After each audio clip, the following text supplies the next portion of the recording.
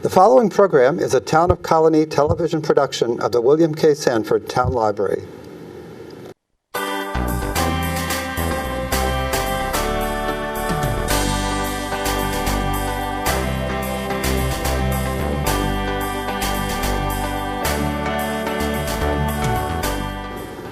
Hello and welcome to The Money Factor. I'm Richard Naylor.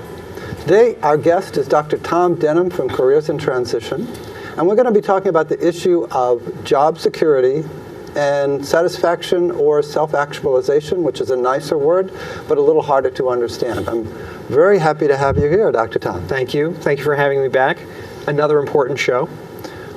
And a really tough topic for some people because of all of our psychological hang-ups and inability to see maybe what's right on the palm of our hand and all kinds of things, and maybe some things we don't know. Let's start out by saying why this topic, what's so important about this dilemma or this, however you want to put it. Sure. Well, I wrote an article for the Times Union, and people can Google it. It's Security versus Self-Actualization. I wrote this article because I have a lot of clients who have a lot of inner turmoil over this issue. It's pay versus passion. People are paid really well, but they're miserable. And so people come to me in my private practice and they share this this conflict that they have, that they may be making $100,000, but it's excruciatingly painful to get up on a Monday morning and go to work. You know, I've always thought of your job as being, get me a job, but I know you've spoken many times about people being employed in the wrong place, but this really drives it home that there's probably a lot of people who are not really happy with their job. There are a lot of people that are not happy with their job, and unfortunately or unfortunately, it's keeping my private practice in business. Most people come to me and they're feeling some kind of dissatisfaction. And one of the things that we have to identify first is the client has to stop. They have to stop, and then they have to reflect. They have to reflect, and they have to ask themselves a series of questions. Is this a temporary dissatisfaction with my job, or is this something that's going on long term? Is it sometimes another question, is it my fault, or is it where I'm at? I mean, am I doing something wrong? Maybe I'm in a good place, but does that ever happen? Well, that's a good point. So the first step is you got to stop. You're experiencing some kind of dissatisfaction. You got to stop, and you've got to take a time out, and you've got to reflect. So there are 3 stages of career development. The first one being self-assessment, the second one being career exploration, and the third one being action plan. I know we've done many shows, and I keep saying the same thing. But that's a basic idea. It's a framework. We have to figure out where this person fits in the frame. I mean, if somebody comes to me and they just want a resume critique, they're into action plan, and that's fairly easy to do. But when they stop, that's their time to reflect and do the self-assessment. And when you're doing self-assessment, you're asking a lot of questions. So one of the questions would be, is this a temporary dissatisfaction? How often have I been saying it's a crazy busy week? People say that all the time. That's not a term that was used 20 years ago, crazy busy. Everyone's crazy busy now. How long has that been going on? How many weeks vacation did I take this year? How hard is it for me to get up on a Monday morning? Am I just trying to get through the week? How many weeks has that gone on? No. What are you getting at here? What's the basis of that question? Well, you have to decide whether this is something temporary or you need to make a major move. Do you have to make a job change, right, or a total career change? It still didn't help me with the problem that I think a lot of people have, and sometimes they have the same problem in their relationships, in a lot of things. Is it me? Is it my fault, or is it where I'm at? Right. So one of the things that I would suggest people do is write down all the areas of dissatisfaction. Write down how you're feeling. Is it your boss? Is it your coworkers? Is it the compensation? Is it the fact that you have to over multitask? Is it the fact that you have 100 emails coming in a day and 50 on the weekends and you're still expected to be there? How many days vacation did you take? Are you living the life that you want? That's all part of the self-assessment stage. You also have to gauge where you are in the life cycle. So somebody that's making $100,000 and they're 25 or 35 and they're not married and they don't have 2.3 kids has it in many ways easier than somebody who's 45 or 55 that has 2 kids that are going to college and they have a house, mortgage, bills. So when we talk about the security and self-actualization issue, I want people, as a career counselor, I want people to reach their potential. That's my job. But I also don't want people to go broke in the process. I mean, if you're making $100,000, I'm just throwing that figure out because it's nice and round. But if you're making $100,000 and then all of a sudden you're so dissatisfied, but you want to be an artist, just that's a radical change. Yeah, and just to what I call rage quit, just walk into your boss's office and say, "Oh, I'm gonna quit." That's not a good career strategy. That book thing and the painting thing, that also fits something else. If you want to do that late in life, and you've never had success at it. Maybe that's walking off a boat without another boat, or just stepping off the dock into the water, because a lot of people dream, but without feedback. There's a lot of naivety in the world that we think we can all be great writers, the best Michael Jordan or whatever. Well, there's 3 intersecting circles. They're kind of like the Olympic rings. There's one circle here, and another circle in the bottom. So the first circle is your dream or your passion, the self-actualization there. The second one is your, so that would be interest. Second one is your skill set, and the third one is what people will pay for. So that's good. And it has to be in that little intersect. Yeah, that's exactly right. So you could say, I want to be an astronaut, or I'm sorry, let's say I want to be a buggy whip manufacturer because you love buggy whips, and that's your passion. You're skilled at it, but there's no market for it. And unfortunately, I saw one person who loved books, so she started a used bookstore, and so she had this used bookstore. Unfortunately, people in the community found out that she had a used bookstore. So what did they start doing? They started dropping off their used books as donations, sort of to help her. And this got so out of control that she basically said, "I don't want any of your donations. I want you to buy books." And then she started to get hostile toward customers. People would come in to the store. No, people would come into the store with a box of books saying, "Oh, here's some books. You can sell them." And she would be like, "I don't want any of these books. You have to buy my own books." She eventually went out of business. Yeah, I can see that. So there has to be a market for it. My question, I think I've got the answer on my own, in terms of how do you know it's me or it's the other. And I know you've said this before. You need feedback. You need a buddy. You need a counselor, accountability buddy, to help me know that this is just not maybe it's pie in the sky. Absolutely. So, for example, I mean, you're making $100,000. Most people would look at that, and your family might even look at that, or your larger family, maybe your in-laws especially, would look at it and say, "Look, you're making $100,000. You've got benefits. You've got 3 weeks vacation. Suck it up. Just be grateful that you have a job." Unfortunately, that's not language that motivates. That doesn't make the situation better. I mean, if you're coming to the table and you've got this dissatisfaction, you've got to say to yourself, how long can I withstand this? So let's say you're 50 years old and you're going to retire at age 65, okay, from this job, and you get your full benefits or whatever. I will often ask a client, because they're thinking like, do I stay in this job? Do I not stay in this job? I'll say, do you really think you could stick with this job for the next 15 years? And emphatically, they'll say, "Oh, no, I could never stay in this job for 15 years. I'll say, "Could you stay for 10? They're like, "Oh, God, no, I don't think I could make it 2 years." So I'm trying to gauge where they are. So initially, they say things like, "Oh, I'm going to stay for 15 years." But when you actually probe and really get to their heart, they can't take it for more than 2 years. You can't imagine it. Yeah. There are a lot of people who are paid well and miserable and are just going through the motions, clock watching, or marking off days on the calendar to the day when they can retire and start living. And unfortunately, my brother had a great job, but unfortunately he retired, and then he had we had 1 year of retirement before he died of cancer. So one of the things that I want my clients to do is realize that this is not a dress rehearsal, and that you really should start living. Now, if you're not in your ideal job, then you have to first of all clarify what the ideal job is, and then develop a short-term, intermediate-term, and a long-term plan to get there. Most people, they may have dissatisfaction, but they don't know what to go to, so you can't work toward it. That creates a lot of inner turmoil. Before we get to the advice portion here, where we're trying to, okay, what do I do now that I recognize these problems? I thought we should bring up the Maslov Hierarchy. We can put that on the screen. But, many people already know what it is, but the interrelationships between the low and the high aspects of that are still being studied to try to figure out, okay, does this mean that, and how should we approach the whole issue? Okay. So I mean, let's take a look at this. Okay.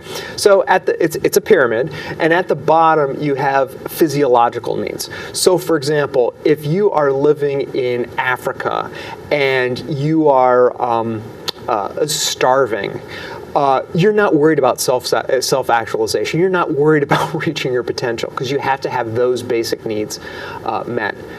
First, you have to have food, clothing, and shelter before you can start thinking about, oh, my ideal job is to be a rock star. Yeah, I just want to survive until tomorrow. Right. The long-term planning is tomorrow. The next is safety needs. Okay, so for example, if you're living in Baghdad and you have or Donetsk.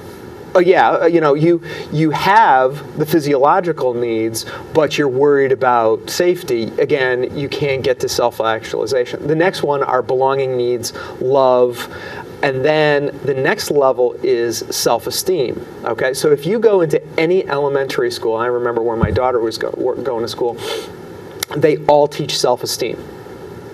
You cannot get to self-actualization without the self-esteem, because self-esteem means believing in yourself and your abilities. Because how are you going to fully function if you don't believe in yourself? Right. So again, test it out. Go into a school. They're always about believing in yourself, high self-esteem. Okay, and then the top piece is self-actualization. So if you lose your job, you're going to go farther down, and you're not going to be worried about self-actualization. So I think, my kind of arguing the other side a little bit here, like I was before with, well, how do I know if that's really my problem, or maybe it's a great job and I'm not dealing with it. The Zen idea of polishing a tile, where why can't you be happy with whatever you're doing? It's a little naive, I think, in our society, and I'm not suggesting that we just polish tiles all our life. But the idea is it me or is it the world? And the belonging and the self-esteem things, I think, really get to that some people need counseling.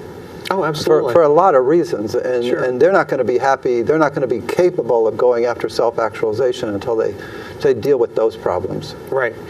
The most important thing is awareness. I want people who are watching this to make sure that they're not blaming themselves.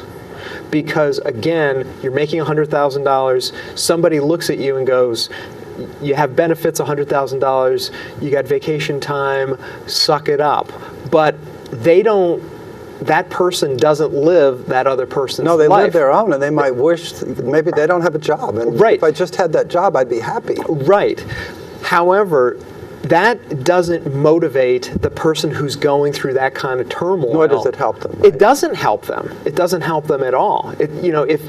If I'm making $100,000 and my family says, and I'm having some problems, and I start sharing the problems, like I'm having a problem with my boss. Now they're afraid. No. I'm just getting so I'm having these problems. We might be sitting around the Thanksgiving table, and they would be like, "Tom, suck it up. None of us is making $100,000. We would be able to deal with your boss, no problem, with that kind of money." Right. And that's true for the short term. You might be able to deal with that kind of a person for the short term, but in the long term, it just eats at you. We spend more time at work than in any other aspect of our jobs. That person with that toxic boss is spending more time with the people around the Thanksgiving table. I have another example, I think, that does the same thing in a different way, but it might relate to a few other people. you're at work and things bother you, and things don't always go the way they're supposed to go in anything. You know, if you're a NASA scientist and you absolutely love it, but you're fighting some stupid problem, you know, you might be exactly where you ought to be, but you got to solve this problem, and you're stressed out over it because you're going to sleep and how do I fix this? And you really care and you want to fix it. That's not what we're talking about, though. But on the other hand, maybe you've retired, your income is really good, you always wanted to get away from all those things bothering you, and now your wife asks you to mow the lawn, or she criticizes your cutting, and it just drives you crazy. So we have a different level after a while, after that period, like you said. At first, that 100,000 makes me happy. At first, the retirement made me happy, but then little things started bothering me. And I got just as upset over those little things as what I thought was a big thing before. Yeah, you know, you're right. I mean, when money tends to be a very poor long-term motivator. So what are people seduced by when they look at work? They look at salary, benefits, and vacation time. So initially, that's the seduction. But if you get into it and then you realize, in order to get that job security, I have to stay in a cubicle for 8 hours, do the same repetitive paperwork. I get 2 15-minute breaks, one in the morning, one in the afternoon, and I have to deal with coworkers who are dysfunctional, backstabbing, a boss that doesn't care, and I get 100 emails in a day that I can't keep up with. When you leave work, you're not going to say, wow, I just had an awesome day. No. I can't wait to go back tomorrow because the money is just awesome. Right. That's not going to happen. So now I feel like I've gotten my thing off my chest, and I think I understand what you're saying, and hopefully the audience kind of knows how to put this in perspective, that we really want to be able to be at a job where we can function, learn, be interested in what we're doing, and feel like it means something. Yeah, I mean, right? my clients, I don't have many clients that come to me over the age of 45 and go, oh, Dr. Tom, I want to make tons of money. They rarely say that. What they say is, I want to make enough money to be comfortable, and then I want flexibility in my job, which most jobs are not flexible. Number 2, I want creativity. Most jobs are wholly uncreative. And the third thing that they really crave is making a difference. And there are a lot of jobs out there that are routine, mundane, and don't make a difference. And so as we go through the life cycle, meaning tends to be more important than money. So I think we're at a stage in our development here where we can look at, okay, maybe in our conversation we can't bring the whole world up to self-actualization status. But people we love, people we care about, and all the individuals that are listening and the people they care about, how can we help them find a job that will make them feel they've enjoyed their day at work, now I'll go home and enjoy my family? There's a special fee for that. Now, okay, so let's get concrete for I've been a nice guy. Tell me. I'm going to give away all my secrets. Nobody's going to be a client. Okay, so let's get concrete. Okay, so the very first thing is awareness. I have a problem. I want to solve the problem. 2, you call me on the phone, and either you call me or you call somebody else and get somebody to be your accountability buddy that can help you through this. Most times when people call me, they have done everything they possibly can on their own, and then they need to call in a pro. If you don't want to do that, here are some other tips. Understand the 3 stages of the career development process: self-assessment, career exploration, action plan. Okay?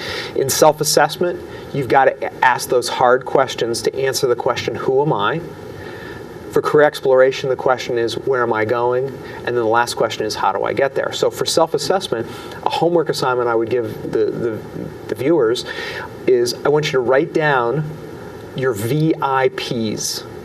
The V stands for your values, I stands for interests, P stands for personality traits, S stands for skills. Values, interests, personality traits, and skills. I would write down 5 in each one of those categories, look at it, and learn from it. The other thing I would do is I would write down advantages and disadvantages of changing jobs. advantages and and then the other thing in addition to that would be areas of satisfaction, areas of dissatisfaction. You've got to take all these... Might give perspective for one. Right. Well, you've got all of these crazy thoughts going on in your head. You're thinking about changing jobs, changing careers, going back to school. How much this is going to cost? How is this going to impact my family? Do I have enough money for retirement? I got to go to CVS, the bank, the post office, and I got to pick up the kids at soccer practice. Those are all the things that are going on in your mind. So you've got to stop. You've got to do a brain dump, write all these things down, and then share them. So advantages and disadvantages of making the change, and then also areas of satisfaction and dissatisfaction. There are 3 types of jobs that everyone should have clarity on. The 3 types of jobs are, number 1 is your ideal or dream job. Okay. That's the gold standard. Number 2 is the backup or realistic job. Also what I call the good enough job. Most people have those types of jobs. And the 3rd type of job is the safety or survival job. So if you're in the good enough job, which is like going through life at B- with a B- Not grade, so bad. not so bad. It's got salary, it's got benefits, but you're not reaching your potential. Okay, you could be doing better. You're getting a silver medal. Okay, nobody remembers silver. So you have this job, and then you get laid off. Okay, and then you spend the next 3, 6, 9 months, a year looking for a job. You can't find anything. Now you're working at Walmart's. Okay? You've slipped down to the You're low. down to safety survival. You're pumping gas. You're working at a convenience store. Okay, just to get by. I do have clients that are doing that right now. So, but if you're in the good enough job, you want to start going toward your ideal or dream job. The problem is most people don't know what that is. They don't know what the target is, and if you don't know what the target is, you can't work toward it. And I would guess that everybody's different. So everybody's you can't different. say, Yeah, absolutely. Your problem is you don't get enough creativity. Maybe that's not what they want. Maybe they want a kind of an interaction with people and just to help people. Yeah. Well, you have to get clarity on what those targets are. If you're at work, you're being paid a lot, but you're totally dissatisfied, but you don't know what to go to, you're not working toward anything. And that creates a lot of problems. People get stuck. And they keep going to work over and over again, and they're like, I just got to get through this week, but they don't know what they would work toward. You could come up with a 5-year plan and get out of your mess. Without the 5-year plan, you're gonna stay there for significantly longer. So it's clarity is the most important thing. So you're kind of saying get started, and this might take a while. Oh, absolutely. I mean, you may have to take a pay cut. So let's say you're making $100,000 and you're going to go down, the ideal job is $50,000. Do you have a budget for this? Do you know where you could cut back? Are you living by a budget now? Are you saving for retirement? Where are you blowing all your money? Are you working with a financial planner? Are you willing to save up money to make that job change? Are you willing to change your lifestyle in order to make that job change? A lot of people, the more you have, the more it owns you. And they will not give up, their nice houses or their cars or other toys. Well, anybody who's read The Millionaire Next Door by our local Danko from New Albany, he would point out that many wealthy people are driving Toyotas, Camrys, living in a normal neighborhood, and they might own 8 hardware stores and have more money than you can imagine they have, while somebody driving the expensive, maybe the Corvette or the Charger or whatever, is getting a lot of bills in the mailbox. Oh well, I have 2 Fords and they're both paid for. So my money goes. My money's in the market. So you're right. The Millionaire Next Door is a great book, and then people should read that. But again, it goes back to clarity on what it is you really want. Most people do not have goals. If they have goals, they haven't written them down. And do you think that's the biggest problem in your clients? Absolutely, biggest problem. If I could change my name from Dr. Tom to Dr. Clarity, I would. Right. When people call me for a 20-minute pro bono phone consultation, the very first thing I do is I listen, I take notes, everything's confidential, and then I'll say something like, well, if you were to hire me, what would you like for me to do for you the most? And they'll say, I need to know what my options are, I'm kind of confused, I need direction. Do you have any kind of a success story of somebody who's kind of got an insight into something that would really make them feel better about themselves through the workday? What kind of insights, in your experience, have people had? Well, one of the things is I do 3 methods. I do career counseling, career testing, and then I give a very lengthy career development questionnaire. I really believe that most of my clients really do know deep down inside what they want to do with their lives. Huh. Going through the life cycle, somebody has said to them, maybe more than one occasion, "You're stupid.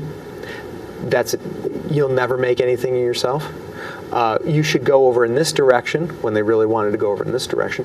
They get kind of beat down with life, and that dream kind of gets Would you say over suppressed. half people that you deal with are in I that don't know, but a situation? lot of them. People go to school for one thing, and then they wind up doing something completely different. And partly could have been they didn't have enough internships in that area, or they weren't using their time in college correctly. They didn't go on for a master's degree, and yes, of course, And they should have finished. They right? should have finished, and then they didn't. They didn't prepare when they were young, and when we're young, we do stupid things, and then they get out of school, they've got bills to pay, and so they get jobs that pay the bills, and then They stay there. well, what happens is happen? once you get a job when you have bills, and then you meet somebody nice, and then you start Okay. dating, and then you get married, and then you live in an apartment, and you realize $900 or $1,000 is going down to the toilet every month, and then you buy a house, and you're not going to buy a 1-bedroom house, you're going to buy a 3-bedroom house, so you buy a 3-bedroom house, and you buy it in a good school district, so it's an expensive house, then you fill the house with 2.3 kids. Then you wake up and you're 47, and you go, I never wanted to do this kind of job in the first place. It's almost like people were sleeping, and now in mid-career, midlife, they wake up, and now they have all these responsibilities. It becomes that much more difficult to change jobs and careers, but it's not impossible. But you have to have a plan. Right, and so they get themselves into these situations. But you're telling them that if you do the 3 stages, if you do the assessment, if you figure out what you want to do and you plan, You're going to have more clarity, and you're going to have an action plan. Then you've got to execute on the action plan. And the only way you can execute on the action plan, or the only way you can reach your dreams, is about that much at a time. Okay. Everything has to be done incrementally. I climb really big mountains out west, and some people will look at these 10, 12, 14,000 foot peaks and go, "How do you do it?" And I'm like, well, actually, there's a thing called a mountaineering step, and you put one step in front of the other, 6 inches apart, and then you take a little brief second and you rest. It's called the rest step, and you do that for 3 days, and you get to the top. No, I know how that works. I've looked back. I don't hike up, but I do hike somewhat up and down, and so I've looked back and said, I can't believe I just did that. I can't believe that. Well, when you see the mountain, when you drive up to the mountain, you see it for the first time. You want to get back in the car and go back to the airport and fly back to Albany, New York. Okay, but so it's going to take time. It's going to take time. I call it crockpot careers in a microwave world. People want things done instantaneously. They want to drive through Career Center. They want to be told what they want to be when they grow up, and they want to go online and upload their resume, and then by Monday morning have all these job offers. It just doesn't work that way. Let's do 2 more things. One, if we could kind of go through the areas that are the kind of characteristics or the kind of skills or the kind of psychological zones, I'm not sure what to call it, that people need to consider as what's good for them. So like creativity. Some people might have a need for creativity. And I read in one of these things that one of the things lacking in a lot of candidates for jobs is the ability to problem solve. Mm-hmm. So if somebody had that ability, no matter where they were, they could be very valuable and get a job that would be more meaningful to them. But they would have to learn in that case what their strengths are. I guess that was one of the circles, the skills, the potentials. Going back to self-assessment, what are your values, what are your interests, what are your personality traits, what are your skills? What skills are what you're good at? Now, I wouldn't, push somebody into becoming a nurse unless they're interested in that. Nursing is a great career. It makes a difference. You're working with people. It requires schooling. And when you go back to school for nursing, it's science. It's Right. it's not just So procedures. you need to be doing some chemistry, You right? exactly. You have to do that science. Are you willing to make the sacrifice to do that? And that's one of the questions I ask a lot of my clients is, first of all, we're going to get clarity on these jobs, and then we're going to take a look at each one of these in each one of these categories, and I'm going to say, okay, here's your top job. Are you willing to make? I will never tell a client that they can't do something. I'll say, here's this particular job. Like, let's say they want to be a liberal arts professor. I say, okay, for a liberal arts professor, all likelihood you're going to need a PhD, you're going to need previous teaching experience, and you're probably going to have to move. Are you willing to make the sacrifices to achieve that? And then they go, no. Okay. Next. So they own the answer, and then you go down. You keep going down the list. Now, bear in mind that the more you go down the list, the lower the satisfaction. So How high do you want to the shoot? lower the satisfaction, the less risk. Okay, so I give it to the client to decide how much risk they're willing to take. We've used a couple words, maybe to finish up, and then tell people whatever you want, but we've used a couple of words, and I use self-actualization as a word when I introduce the show, but I also put satisfaction, or being satisfied. Mm-hmm. You could say that's good enough, but you could also say it's really nice, depending on whether, wow, I am so satisfied, I feel really good. That's a different use of the same word as, mm-hmm. Yeah, it's good enough, I'm satisfied with that. Mm-hmm. How, I guess, can everybody do self-actualization? Is it even possible, or how do you feel about that in terms of your clients? They research studies say we're only using 10% of our brain. I don't know of anybody that's using 100% of our brain. There are certain people that are always, you look at somebody like Martin Luther King Jr., the father of the civil rights movement, probably self-actualized. You look at Mother Teresa, or people who are, Abraham Lincoln, using all his skills, abilities to reach his potential. There's a man who and reached people it. go, wow. Right, and we have memorials in Washington D.C. and $5 bills that have his likeness on And it. peace prizes, yeah. Those are rare.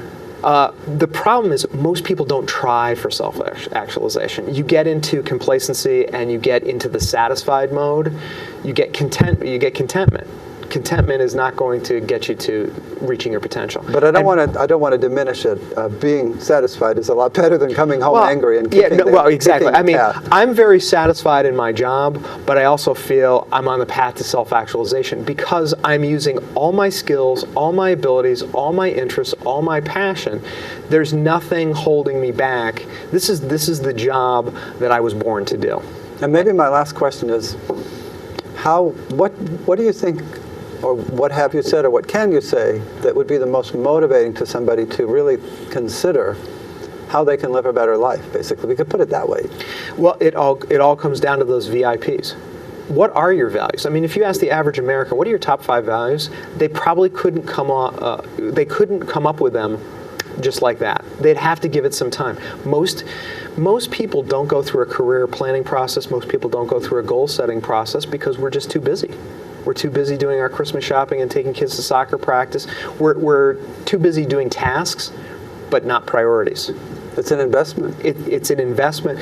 You have to stop and you have to ask yourself, what do I really want out of life? And then you have to be specific. Everyone says, people come to my office, I'm like, well, what do you really want out of life? And they're like, oh, I want to be happy. And I'm like, well, define happy. Well, I want to spend more time with my family. Well, what does that mean? And how do you want to spend time with your family?